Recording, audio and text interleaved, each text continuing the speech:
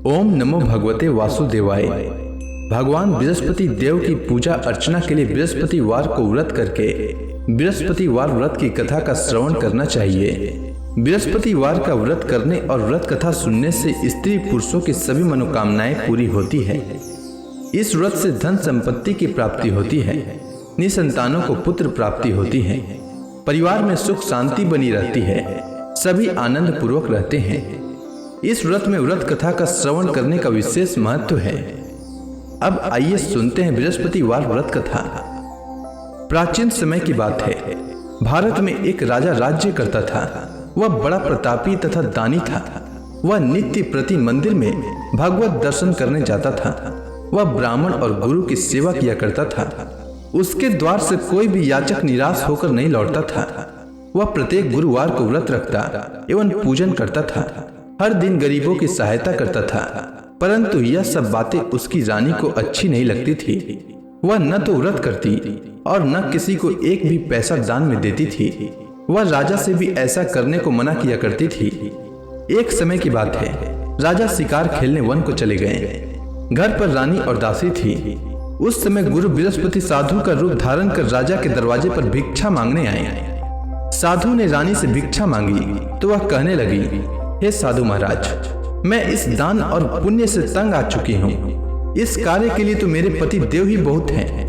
अब आप ऐसी कृपा करें कि सारा धन नष्ट हो जाए तथा मैं आराम से रह सकूं। साधु रूपी बृहस्पति देव ने कहा, हे देवी, तुम बड़ी विचित्र हो। संतान और धन से कोई दुखी नहीं होता है, इसको सभी चाहते हैं। पापी भी पुत्र और धन की इच्छा करता है।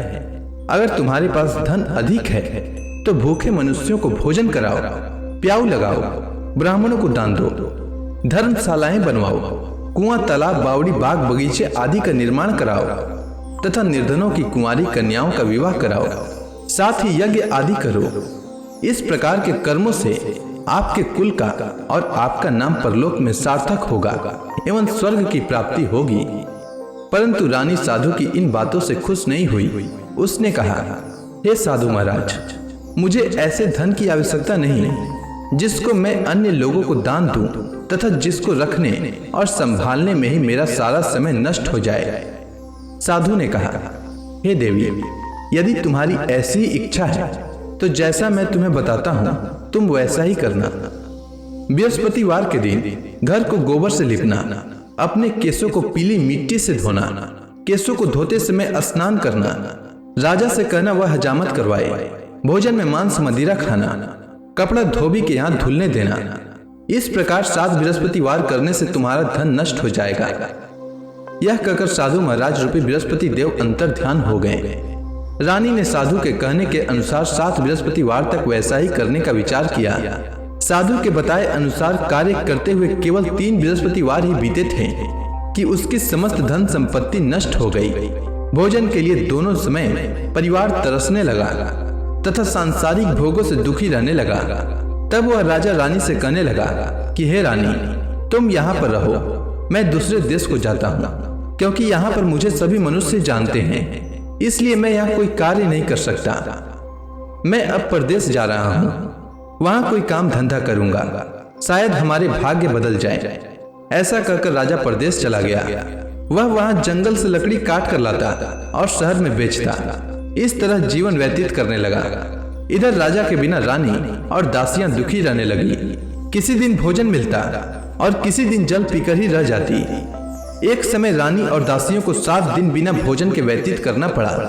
तो रानी ने अपने दासी से कहा, हे दासी, यहाँ पास के ही नगर में मेरी बहन रहती है, वह बड़ी धनवान है, तू उसके पास जा और वहां से 5 सेर बेझर मांग कर ले आ, जिससे कुछ समय के लिए गुजर हो जाए। दासी रानी की बहन के पास गई। रानी की बहन उस समय पूजा कर रही थी। बृहस्पतिवार का दिन था। दासी ने रानी की बहन से कहा, हे रानी, मुझे आपकी बहन ने भेजा है, मुझे 5 सेर बेझर दे दो। दासी ने यह बात अनेक बार कही, परंतु रानी की बहन ने कोई उत्तर नहीं दिया, क्योंकि वह उस समय बृहस्पतिवार की कथा सुन रही थी। जब दासी को रानी की बहन से कोई उत्तर नहीं मिला तो वह बहुत दुखी हुई। उसे क्रोध भी आया। वह लौटकर रानी से बोली, हे रानी, आपकी बहन बहुत ही धनी स्त्री है, वह छोटे लोगों से बात भी नहीं करती। मैंने उससे कहा तो उसने कोई उत्तर नहीं दिया। मैं वापस चली आई। रानी बोली, हे दासी, इसमें उसका कोई दोष नहीं है। जब बुरे दिन आते हैं तब कोई सहारा नहीं देता। अच्छे बुरे का पता विपत्ति में ही लगता है। जो ईश्वर की इच्छा होगी वही होगा। यह सब हमारे भाग्य का दोष है। उधर रानी की बहन ने सोचा कि मेरी बहन की दासी आई थी, परंतु मैं उससे नहीं बोली। इससे वह बहुत दुखी हुई होगी। अतः कथा सुन और भगवान विष्णु का पूजन समाप्त कर वह अपनी बहन के घर आई और कहने लगी, हे बहन, मैं बृहस्पतिवार का व्रत कर रही थी। तुम्हारी दासी हमारे घर आई थी, परंतु जब तक कथा होती है तब तक हम लोग न उठते हैं और न बोलते हैं, इसलिए मैं नहीं बोली। कहो दासी क्यों आई थी? रानी बोली, बहन, हमारे घर अनाज नहीं था। वैसे तुमसे कोई बात छिपी नहीं है। इस कारण मैंने दासी को तुम्हारे पास 5 सिर भेजर लेने के लिए भेजा था। रानी की बहन बोली, बहन देखो, बृहस्पति भगवान सबकी मनोकामना पूर्ण करते हैं। देखो, शायद तुम्हारे घर में अनाज रखा हो। यह सुनकर दासी घर के अंदर गई तो वहां उसे एक घड़ा बेझर का भरा मिल गया। उसे बड़ी हैरानी हुई क्योंकि उसने एक एक बर्तन देख लिया था। उसने बाहर आकर रानी को बताया। दासी अपनी रानी से कहने लगी, हे रानी, देखो, वैसे हमको जब अन्न नहीं मिलता तो हम रोज ही व्रत करते हैं। अगर इनसे व्रत की विधि और कथा पूछ ली जाए तो उसे हम भी किया करेंगे। दासी के कहने पर रानी ने अपनी बहन से बृहस्पतिवार व्रत के बारे में पूछा। उसकी बहन ने बताया, हे रानी बहन, बृहस्पतिवार को सूर्योदय से पूर्व उठकर स्नान करके बृहस्पतिवार का व्रत करना चाहिए, लेकिन उस दिन सिर नहीं धोना चाहिए। बृहस्पतिवार के व्रत में चने की दाल और मुनक्का से विष्णु भगवान का केले के वृक्ष की जड़ में पूजन करें तथा दीपक जलाएं। उस दिन एक ही समय भोजन करें। भोजन पीले खाद्य पदार्थ का करें तथा कथा सुने। इस प्रकार करने से गुरु भगवान प्रसन्न होते हैं, अन्न पुत्र धन देते हैं, मनोकामना पूर्ण करते हैं। व्रत और पूजन की विधि बताकर रानी की बहन अपने घर लौट गई। रानी और दासी दोनों ने निश्चय किया कि बृहस्पति देव भगवान का पूजन जरूर करेंगे। 7 दिन बाद जब बृहस्पतिवार आया तो उन्होंने व्रत रखा। घुड़साल में जाकर चना और गुड़ बीन लाई तथा उसी दाल से केले की जड़ तथा विष्णु भगवान का पूजन किया। अब भोजन पीला कहाँ से आए? दोनों बड़ी दुखी हुई, परंतु उन्होंने व्रत किया था, इस कारण बृहस्पति देव भगवान प्रसन्न थे। एक साधारण व्यक्ति के रूप में वे 2 थालों में सुंदर पीला भोजन लेकर आए और दासी को देकर बोले, हे दासी, यह भोजन तुम्हारे और रानी के लिए है, तुम दोनों करना। दासी भोजन पाकर बड़ी प्रसन्न हुई और रानी से बोली, रानी जी, भोजन कर लो। रानी को भोजन आने के बारे में कुछ पता नहीं था, इसलिए वह दासी से बोली, जा तू ही भोजन कर, क्योंकि तू हमारी व्यर्थ में हंसी उड़ाती है। दासी बोली, एक व्यक्ति भोजन दे गया है। रानी कहने लगी, वह भोजन तेरे लिए दे गया है, तू ही भोजन कर। दासी ने कहा, वह व्यक्ति हम दोनों के लिए 2 थालों में भोजन दे गया है, इसलिए मैं और आप दोनों ही साथ साथ भोजन करेंगी। दोनों ने गुरु भगवान को नमस्कार कर भोजन प्रारंभ किया। उसके बाद से वे प्रत्येक बृहस्पतिवार को गुरु भगवान का व्रत और पूजन करने लगी। बृहस्पति भगवान की कृपा से उनके पास धन हो गया, परंतु रानी फिर से पहले की ही तरह आलस्य करने लगी। तब दासी बोली, देखो रानी, तुम पहले भी इस प्रकार आलस्य करती थी। तुम्हें धन के रखने में कष्ट होता था, इस कारण सभी धन नष्ट हो गया। अब गुरु भगवान की कृपा से धन मिला है तो फिर तुम्हें आलस्य होता है। बड़ी मुसीबतों के बाद हमने यह धन पाया है, इसलिए हमें दान पुण्य करना चाहिए। तुम भूखे मनुष्यों को भोजन कराओ, प्याऊ लगवाओ, ब्राह्मणों को दान दो, कुआं तालाब बावड़ी आदि का निर्माण कराओ, मंदिर पाठशाला बनवाकर दान दो, कुंवारी कन्याओं का विवाह करवाओ। धन को शुभ कार्यों में खर्च करो, जिससे तुम्हारे कुल का यश बढ़े तथा स्वर्ग प्राप्त हो और पितृ प्रसन्न हो। दासी की बात मानकर रानी ने इसी प्रकार के कर्म करने प्रारंभ किए, जिससे उनका काफी यश फैलने लगा। एक दिन रानी और दासी आपस में विचार करने लगी कि न जाने राजा किस दशा में होंगे, उनकी कोई खोज खबर नहीं है। गुरु भगवान से उन्होंने प्रार्थना की और भगवान ने रात्रि में राजा को स्वप्न में कहा, हे राजा, उठ, तेरी रानी तुझको याद करती है, अब अपने देश को लौट जा। राजा प्रातः काल उठकर जंगल से लकड़ियां काट कर लाने के लिए जंगल की ओर चल पड़ा। जंगल से गुजरते ही वह सोचने लगा, रानी की गलती से उसे कितने दुख भोगने पड़े। राजपाट छोड़कर उसे जंगल में आकर रहना पड़ा। जंगल से लकड़ियां काटकर उन्हें बेचकर गुजारा करना पड़ा। उसी समय उस जंगल में बृहस्पति देव एक साधु का रूप धारण कर आए और राजा के पास आकर बोले, हे लकड़हारे, तुम इस सुनसान जंगल में किस चिंता में बैठे हो, मुझे बतलाओ। यह सुनकर राजा के नेत्रों में जल भर आया और साधु की वंदना कर बोले, हे प्रभु, आप सब कुछ जानने वाले हैं। इतना कहकर राजा ने साधु को अपनी संपूर्ण कहानी सुना दी। महात्मा दयालु होते हैं। वे राजा से बोले, हे राजा, तुम्हारी पत्नी ने बृहस्पति देव के प्रति अपराध किया था, जिसके कारण तुम्हारी यह दशा हुई है। अब तुम किसी प्रकार की चिंता मत करो, भगवान तुम्हें पहले से अधिक धन देंगे।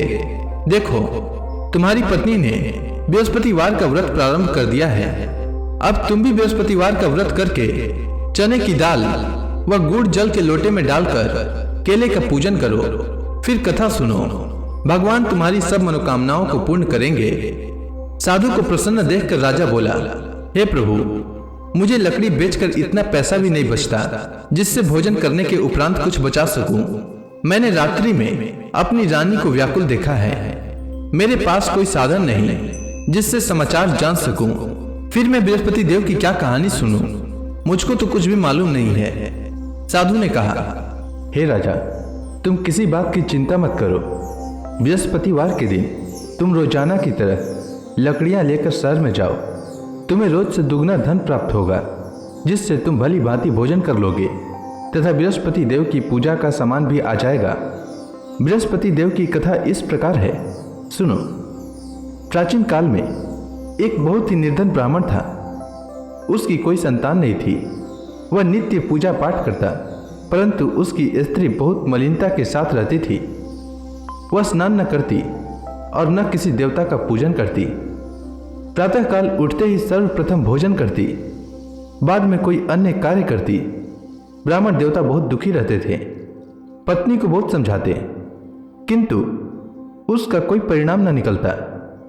भगवान की कृपा से ब्राह्मण की स्त्री को कन्या उत्पन्न हुई। वह कन्या अपने पिता के घर में बड़ी होने लगी। वह बालिका प्रातः स्नान करके भगवान विष्णु का जप करती। वह बचपन से ही बृहस्पतिवार का व्रत भी करने लगी।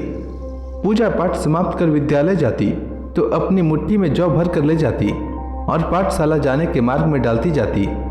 वही जौ स्वर्ण के हो जाते तो लौटते समय उनको बीनकर घर ले आती। एक दिन वह बालिका सूप में उन सोने के जौ को फटक कर साफ कर रही थी।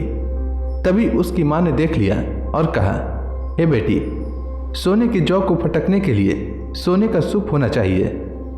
दूसरे दिन गुरुवार था। इस कन्या ने व्रत रखा और बृहस्पति देव से प्रार्थना करके कहा, हे प्रभु, यदि मैंने सच्चे मन से आपकी पूजा की हो तो मुझे सोने का सूप दे दो। बृहस्पति देव ने उसकी प्रार्थना स्वीकार कर ली। रोजाना की तरह वह बालिका जौ फैलाती हुई स्कूल चली गई। स्कूल से लौटकर जब वह जौ बीन रही थी तो बृहस्पति देव की कृपा से उसे सोने का सूप मिला। उसे वह घर ले आई और उससे जौ साफ करने लगी, परंतु उसकी मां का वही ढंग रहा। एक दिन की बात है, वह कन्या सोने के सूप में जौ साफ कर रही थी। उस समय उस नगर का राजकुमार वहां से होकर निकला। इस कन्या के रूप और सोने के सूप में जौ को साफ करते देखकर वह उस कन्या पर मोहित हो गया। राजमहल आकर वह भोजन तथा जल त्याग कर उदास होकर लेट गया। राजा को जब राजकुमार द्वारा अन्न जल त्यागने का समाचार ज्ञात हुआ तो अपने मंत्रियों के साथ वह अपने पुत्र के पास गए और बोले, हे बेटा, तुम्हें किस बात का कष्ट है? किसी ने अपमान किया है अथवा कोई और कारण है? मुझे बताओ, मैं वही करूँगा जिससे तुम्हें प्रसन्नता हो। राजकुमार ने अपने पिता की बातें सुनी तो वह बोला, मुझे आपकी कृपा से किसी बात का दुख नहीं है। किसी ने मेरा अपमान नहीं किया है, परंतु मैं उस लड़की के साथ विवाह करना चाहता हूँ जो सोने के सूप में जौ साफ कर रही थी। यह सुनकर राजा आश्चर्य में पड़ गया और बोला, हे बेटा, इस तरह की कन्या का पता तुम्हें लगाओ। मैं उसके साथ तुम्हारा विवाह अवश्य ही करवा दूंगा। राजकुमार ने राजा को उस लड़की के घर का पता बतलाया। मंत्री उस लड़की के घर गया और राजा का आदेश ब्राह्मण को सुनाया। कुछ ही दिन बाद ब्राह्मण की कन्या का विवाह राजकुमार के साथ संपन्न हो गया। कन्या के घर से जाते ही उस ब्राह्मण देवता के घर में पहले की भांति गरीबी का निवास हो गया। अब भोजन के लिए भी अन्न बड़ी मुश्किल से मिलता था। एक दिन दुखी होकर ब्राह्मण अपनी पुत्री से मिलने गया। बेटी ने पिता की दुख की अवस्था को देखा और अपनी माँ का समाचार पूछा। ब्राह्मण ने सभी हाल कहा। कन्या ने बहुत सा धन देकर अपने पिता को विदा कर दिया। इस तरह ब्राह्मण का कुछ समय सुखपूर्वक व्यतीत हुआ, लेकिन कुछ दिन बाद फिर वही हाल हो गया। ब्राह्मण फिर अपनी कन्या के यहाँ गया और सभी हाल कहा तो पुत्री बोली, हे पिताजी, आप माता जी को यहाँ लिवा लाओ, मैं उन्हें वह विधि बता दूंगी जिससे गरीबी दूर हो जाए। ब्राह्मण देवता अपनी स्त्री को साथ लेकर अपनी पुत्री के पास राजमहल पहुँचे तो पुत्री अपनी माँ को समझाने लगी, हे माँ, तुम प्रातःकाल उठकर प्रथम स्नान आदि करके विष्णु भगवान का पूजन करो तो सब दरिद्रता दूर हो जाएगी। परंतु उसकी माँ ने उसकी एक बात नहीं मानी। वह प्रातःकाल उठकर अपनी पुत्री का बचा जूठन खा लेती थी।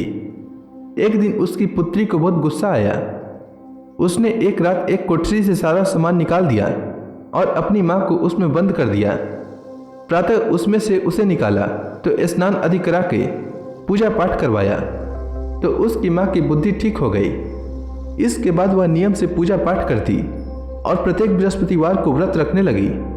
इस व्रत के प्रभाव से उसकी माँ भी बहुत धनवान हो गई और बृहस्पति देवता के प्रभाव से स्वर्ग को गई। वह ब्राह्मण भी सुखपूर्वक इस लोक का सुख भोग कर स्वर्ग को प्राप्त हुआ। इस तरह कहानी कहकर साधु देवता वहां से लोप हो गए। धीरे धीरे समय व्यतीत होने पर फिर बृहस्पतिवार का दिन आया। राजा जंगल से लकड़ी काटकर किसी शहर में बेचने गया। उसे उस दिन और दिनों से अधिक धन मिला। राजा ने चना गुड़ आदि लाकर बृहस्पतिवार का व्रत किया। उस दिन से उसके सभी क्लेश दूर हो गए। परंतु जब अगला गुरुवार का दिन आया तो वह बृहस्पतिवार का व्रत करना भूल गया। इस कारण बृहस्पति भगवान नाराज हो गए। उस दिन उस नगर के राजा ने विशाल यज्ञ का आयोजन किया तथा अपने समस्त राज्य में घोषणा करवा दी कि कोई भी मनुष्य अपने घर में भोजन न बनाए तथा आग भी न जलाए। समस्त लोग मेरे यहाँ भोजन करने आवे। इस आज्ञा को जो न मानेगा उसको फांसी की सजा दी जाएगी। राजा की आज्ञानुसार राज्य के सभी वासी राजा के भोज में सम्मिलित हुए, लेकिन लकड़हारा कुछ देर से पहुंचा, इसलिए राजा उसको अपने साथ महल में ले गए। जब राजा लकड़हारे को भोजन करा रहे थे तो रानी की दृष्टि उस खुटी पर पड़ी जिस पर उसका हार लटका हुआ था। उसे हार खुटी पर लटका दिखाई नहीं दिया। रानी को निश्चय हो गया कि मेरा हार इसी लकड़हारे ने चुरा लिया है। उसी समय सैनिक बुलवाकर उसको जेल में डलवा दिया। जब लकड़हारा जेल खाने में गया तो बहुत दुखी होकर विचार करने लगा कि न जाने कौन से पूर्व जन्म के कर्म से मुझे यह दुख प्राप्त हुआ है, और उसी साधु को याद करने लगा जो जंगल में मिला था। तत्काल बृहस्पति देव साधु के रूप में प्रकट हो गए और उसकी दशा को देखकर कहने लगे, अरे मूर्ख, तूने बृहस्पति देवता की कथा नहीं कही, इसी कारण तुझे दुख प्राप्त हुआ है। अब चिंता मत कर। बृहस्पतिवार के दिन जेल खाने के दरवाजे पर 4 पैसे पड़े मिलेंगे। उनसे तू बृहस्पति देव की पूजा करना तो तेरे सभी कष्ट दूर हो जाएंगे। अगले बृहस्पतिवार उसे जेल के द्वार पर 4 पैसे मिले। राजा ने पूजा का सामान मंगवाकर कथा कही और प्रसाद बांटा। उसी रात्रि को बृहस्पति देव ने उस नगर के राजा को स्वप्न में कहा, हे राजा, तूने जिस आदमी को जेल खाने में बंद कर दिया है वह निर्दोष है, वह राजा है, उसे छोड़ देना। रानी का हार उसी खुटी पर लटका हुआ है। अगर तू ऐसा नहीं करेगा तो मैं तेरे राज्य को नष्ट कर दूंगा। राजा प्रातःकाल उठा और खुटी पर हार टंगा देखकर लकड़हारे को बुलाकर क्षमा मांगी तथा राजा के योग्य सुंदर वस्त्र आभूषण भेंट कर उसे विदा किया। गुरुदेव की आज्ञानुसार राजा अपने नगर को चल दिया। राजा जब नगर के निकट पहुंचा तो उसे बड़ा ही आश्चर्य हुआ। नगर में पहले से अधिक बाग, तालाब और कुएं तथा बहुत सी धर्मशालाएं, मंदिर आदि बने हुए थे। राजा ने पूछा कि यह किसका बाग और धर्मशाला है। तब नगर के सब लोग कहने लगे कि यह सब रानी और दासी द्वारा बनाए गए हैं। राजा को आश्चर्य हुआ और गुस्सा भी आया। जब रानी ने खबर सुनी कि राजा आ रहे हैं तो उसने अपनी दासी से कहा, हे दासी, देख, राजा हमको कितनी बुरी हालत में छोड़ गए थे। वह हमारी ऐसी हालत देखकर लौट न जाएं, इसलिए तू दरवाजे पर खड़ी हो जा। रानी की आज्ञा अनुसार दासी दरवाजे पर खड़ी हो गई। जब राजा आए तो उन्हें अपने साथ महल में लिवा लाई। तब राजा ने क्रोध करके अपनी तलवार निकाली और पूछने लगा, बताओ, यह धन तुम्हें कैसे प्राप्त हुआ है? तब रानी ने बताया, हमें यह सब धन बृहस्पति देव के व्रत के प्रभाव से प्राप्त हुआ है। राजा ने तब निश्चय किया कि 7 रोज बाद तो सभी बृहस्पति देव का पूजन करते हैं, परंतु मैं रोजाना दिन में 3 बार कथा कहा करूंगा तथा रोज व्रत किया करूंगा। अब हर समय राजा के दुपट्टे में चने की दाल बंधी रहती तथा दिन में 3 बार कथा कहता। एक रोज राजा ने विचार किया कि चलो अपनी बहन के यहाँ हो आवे। इस तरह का निश्चय कर राजा घोड़े पर सवार हो अपनी बहन के यहाँ चल दिया। मार्ग में उसने देखा कि कुछ आदमी एक मुर्दे को लिए जा रहे हैं। उन्हें रोककर राजा कहने लगा, अरे भाइयों, मेरी बृहस्पतिवार की कथा सुन लो। वे बोले, लो, हमारा तो आदमी मर गया है, इसको अपनी कथा की पड़ी है। परंतु कुछ आदमी बोले, अच्छा कहो, हम तुम्हारी कथा भी सुनेंगे। राजा ने दाल निकाली और कथा कहनी शुरू कर दी।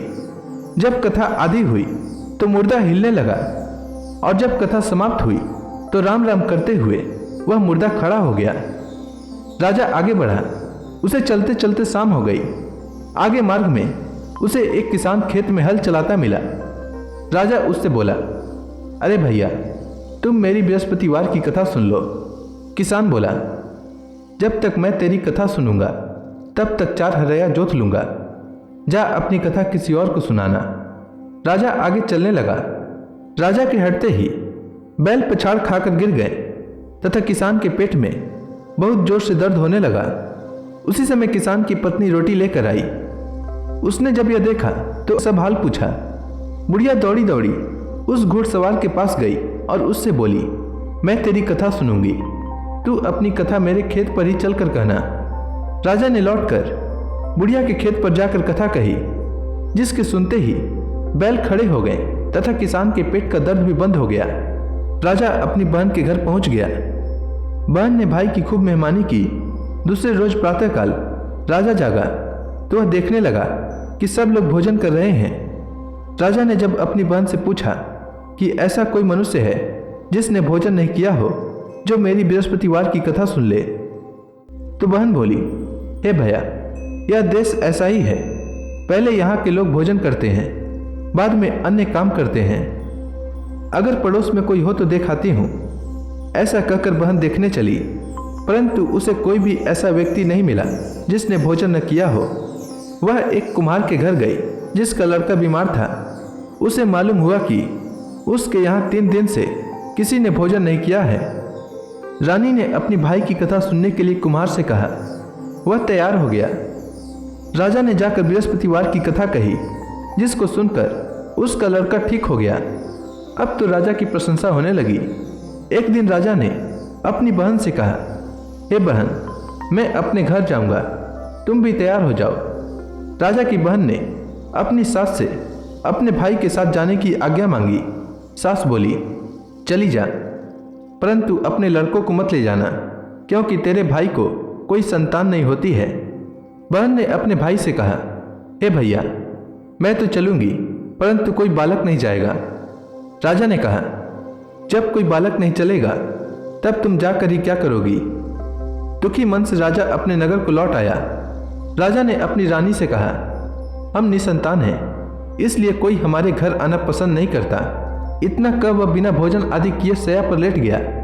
रानी बोली, हे प्रभु, बृहस्पति देव ने हमें सब कुछ दिया है, वे हमें संतान भी अवश्य देंगे। उसी रात बृहस्पति देव ने राजा को स्वप्न में कहा, हे राजा, उठ, सभी सोच त्याग दे, तेरी रानी गर्भवती है। राजा को यह जानकर बड़ी खुशी हुई। 9वें महीने रानी के गर्भ से एक सुंदर पुत्र पैदा हुआ। जब राजा की बहन ने यह शुभ समाचार सुना तो वह बहुत खुश हुई तथा बधाई लेकर अपने भाई के यहाँ आई। तभी रानी ने कहा, घोड़ा चढ़कर नहीं आई, गधा चढ़ी आई। रानी की बहन बोली, भाई मैं इस प्रकार न कहती तो तुम्हें औलाद कैसे मिलती। बृहस्पति देव ऐसे ही हैं, जिसके मन में जो कामनाएं रहती है सभी को पूर्ण करते हैं। जो सद्भावना पूर्वक बृहस्पतिवार का व्रत करता है एवं यह कथा पढ़ता है अथवा सुनता है और दूसरों को सुनाता है, बृहस्पति देव उसकी सभी मनोकामना पूर्ण करते हैं। बृहस्पति देव उनकी सदैव रक्षा करते हैं। जो संसार में सद्भावना व सच्चे हृदय से बृहस्पति देव का पूजन करते हैं, उनकी सभी मनोकामनाएं उसी प्रकार पूर्ण होती है जैसे रानी और राजा ने बृहस्पति देव की कथा का गुणगान किया। उनकी सभी इच्छाएं बृहस्पति देव ने पूर्ण की। मनुष्य को हृदय से उनका मनन करते हुए जयकारा करना चाहिए। तो प्रेम से बोलिए, बृहस्पति देव की जय, विष्णु भगवान की जय, समस्त देवी देवताओं की जय। अब आप सभी भक्तगण हाथ जोड़कर भगवान श्री हरि का ध्यान करें। आरती होने वाली है। ओम जय जगदीश हरे, स्वामी जय जगदीश हरे। भक्त जनों के संकट, भक्त जनों के संकट क्षण में दूर करे। ओम जय जगदीश हरे। जो ध्यावे फल पावे, दुख बिन से मन का, सुख संपत्ति घर आवे, कष्ट मिटे तन का। ओम जय जगदीश हरे। मात पिता तुम मेरे, शरण गहूँ मैं किसकी, प्रभु शरण गहूँ मैं किसकी। तुम बिन और न दूजा, तुम बिन और न दूजा, आस करूँ मैं किसकी। ओम जय जगदीश हरे। तुम पूरन परमात्मा, तुम अंतर्यामी, प्रभु तुम अंतर्यामी। पार ब्रह्म परमेश्वर, तुम सबके स्वामी। ओम जय जगदीश हरे। तुम करुणा के सागर, तुम पालन करता, प्रभु तुम पालन करता। मैं मूरख खल कामी, मैं मूरख खल कामी, कृपा करो भरता। ओम जय जगदीश हरे। तुम हो एक अगोचर, सबके प्राणपति, प्रभु सबके प्राणपति। किस विधि मिलूं दया मैं, किसी विधि मिलूं दया मैं, तुमको मैं कुमति। ओम जय जगदीश हरे। दीन बंधु दुख हरता, तुम रक्षक मेरे, प्रभु तुम रक्षक मेरे। अपने हाथ उठाओ, अपने हाथ उठाओ, द्वार पड़ा तेरे। ओम जय जगदीश हरे। विषय विकार मिटाओ, पाप हरो देवा, प्रभु पाप हरो देवा। श्रद्धा भक्ति बढ़ाओ, सनातन की सेवा। ओम जय जगदीश हरे। तन मन धन सब तेरा, स्वामी सब कुछ है तेरा, स्वामी सब कुछ है